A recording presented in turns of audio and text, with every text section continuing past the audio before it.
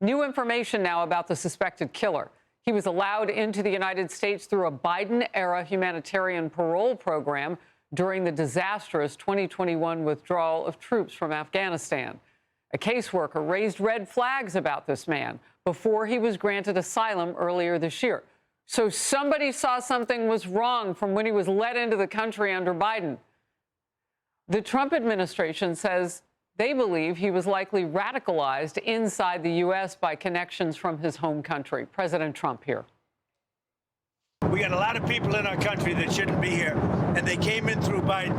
And he was the worst president in the history of our country. But the single biggest thing he did was allow millions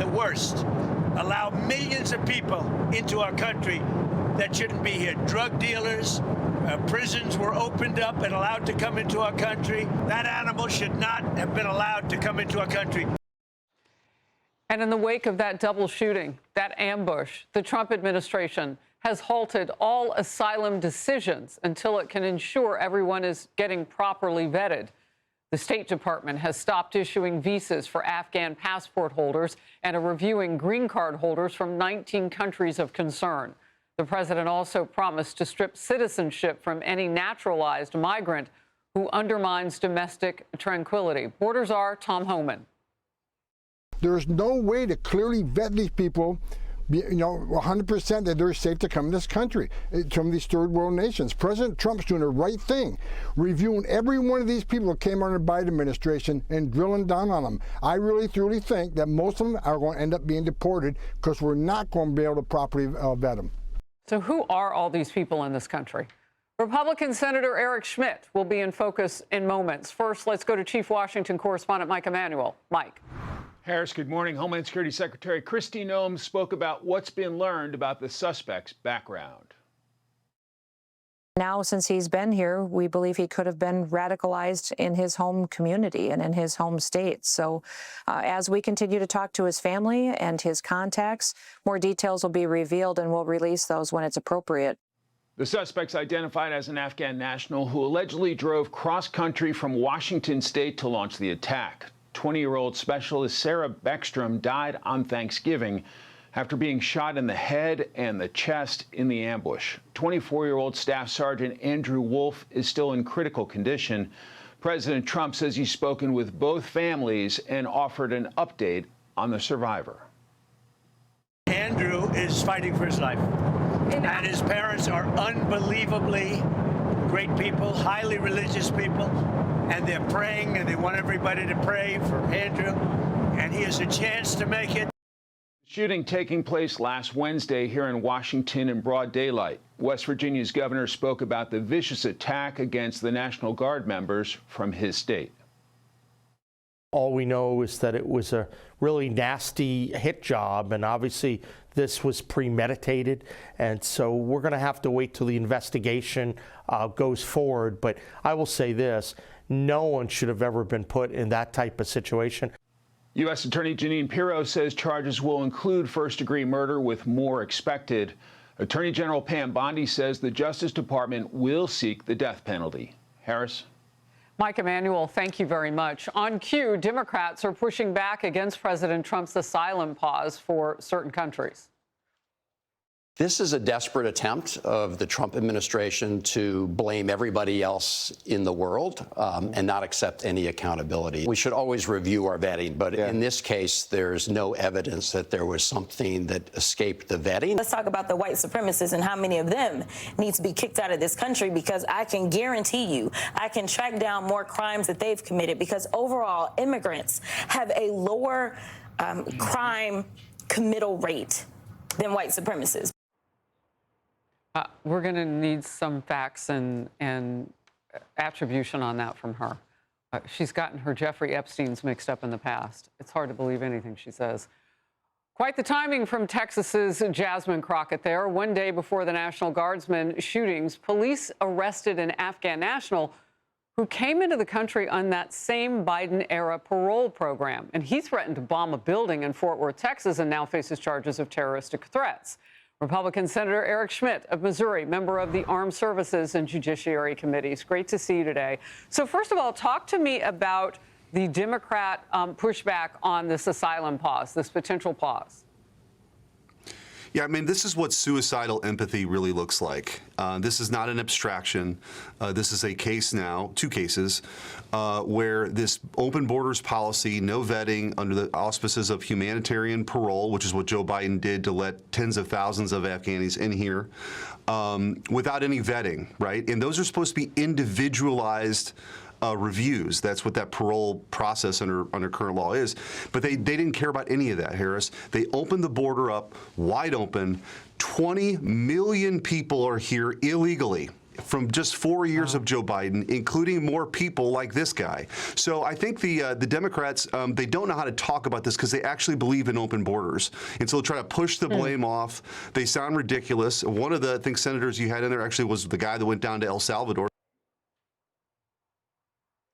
Who beat his wife, a member of a cartel. So this is where they're at. And I think we have to be the adults in the room here and say, President Trump is doing the right thing here. We have to meet the mass migration that we saw in this country with mass deportations. We don't know who these people are. It's a national security threat. And it really hit home, of course, for those families as this guy assaulted and ambushed two National Guardsmen. Real quickly, Senator, and then I'll move forward. So was the American public misled about the vetting that was going on under the Biden administration? Well, some of us were ringing the alarm bells, but they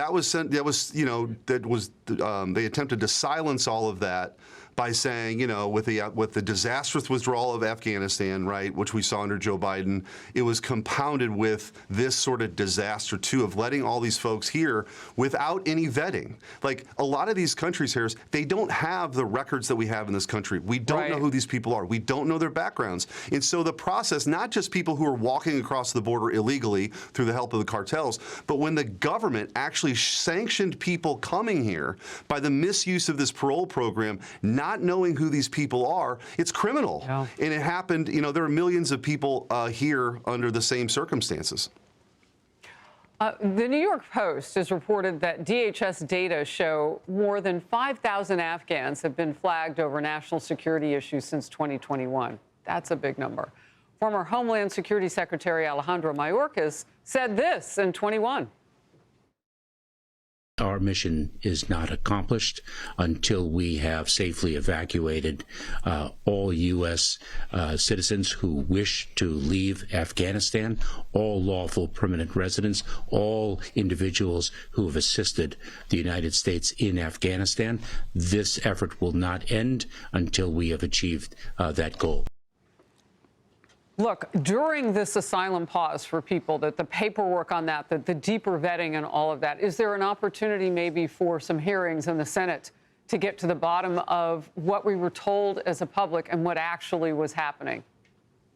Yes, and I actually would also point out that's one of the reasons why former Secretary Mayorkas was impeached by the House of Representatives. Yes, and the 300,000 children he lost. Yes, I mean, they knowingly violated law. There's a process for this to happen, and it's on an individualized basis. You don't get to just wave a wand and say anybody from these countries can come in here without any vetting. That's exactly what was happening. And so, again, the Democrats have much more empathy for somebody from a third world country. They don't know their background. It could be a murderer, than they do for U.S. citizens who are being murdered.